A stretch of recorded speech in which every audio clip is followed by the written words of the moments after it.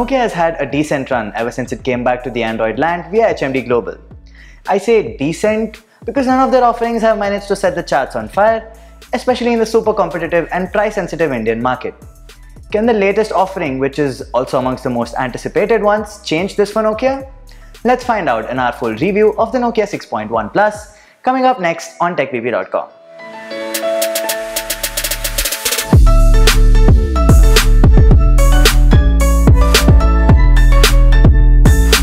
Hey guys, this is Sumukh from TechPP, and yes, I have been guilty of being a Nokia fanboy in the past, but hey, don't worry, not gonna let that influence this review. That out of the way, make sure you check out our latest giveaway in the card right here, and one more secret?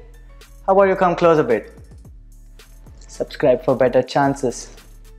And yeah, the bell icon too. Let's get to the review now.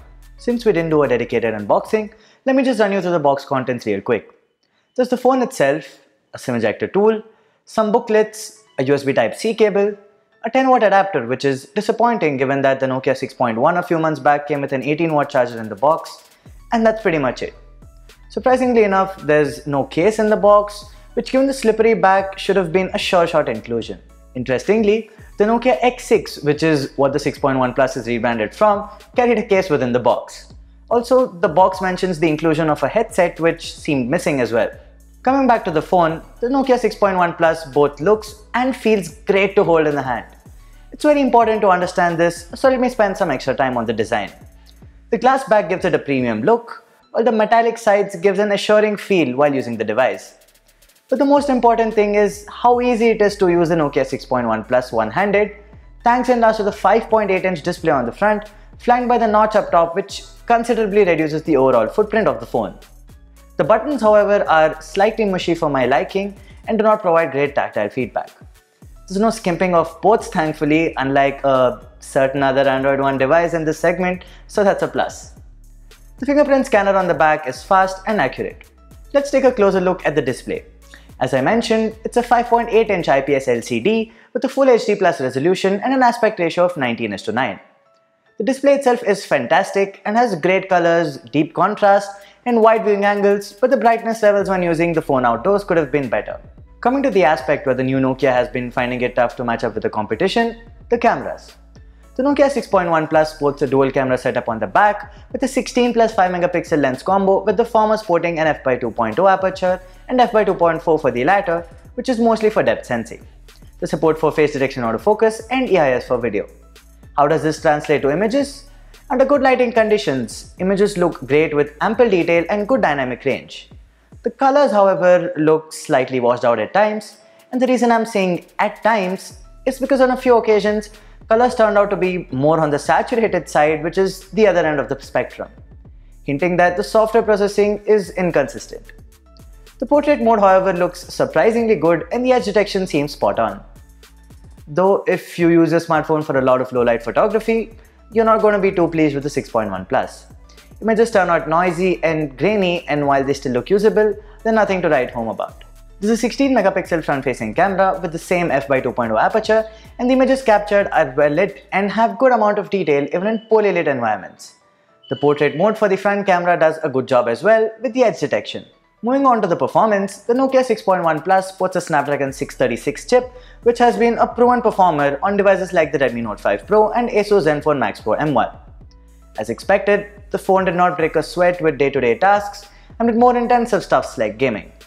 Apart from the occasional famed rock while playing PUBG, I did not encounter any major issues. RAM management was good as well, and I could easily run 6 to 8 apps in the background. The variant which we have has 4 GB of RAM along with 64 GB of internal storage.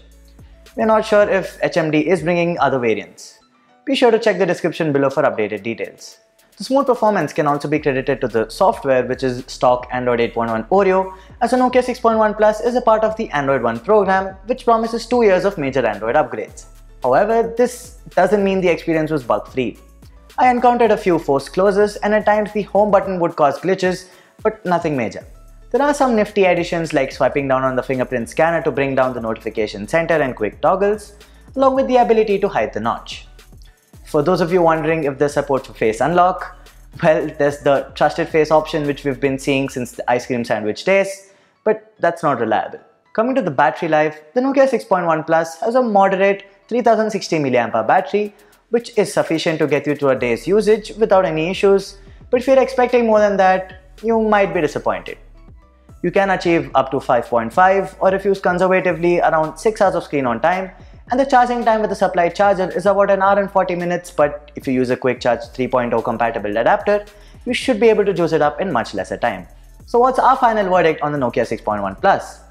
Well, we don't have the official pricing yet at the time of shooting this video, but the MRP on the box is Rs 17,600, which puts it right in competition with Xiaomi's Mi A2, which again is an Android One device, has a larger display, sports much better cameras along with a beefier Snapdragon 660 processor. There's also the 6GB RAM variant of the Asus Zenfone Max Pro M1, which although isn't an Android One device, but still runs stock Android and yet costs less than Rs 15,000. Also, if you're willing to spend a few thousand rupees more, you can get yourself the Honor Play, which is much superior in terms of performance. But for us, the Nokia 6.1 Plus is primarily about the hand feel, how good it feels to hold in the hand in the day of the humongous displays, enabling you to use the phone one-handed, and not to forget, Nokia's brand value along with better after-sales support. And yes, the convenience of not having to go through the hassles of flash sales. If you want us to pit the Nokia 6.1 Plus against any other device in this segment, do let us know in the comment section. And if you enjoyed watching this video, do hit the like button, and until next time, may the tech be with you.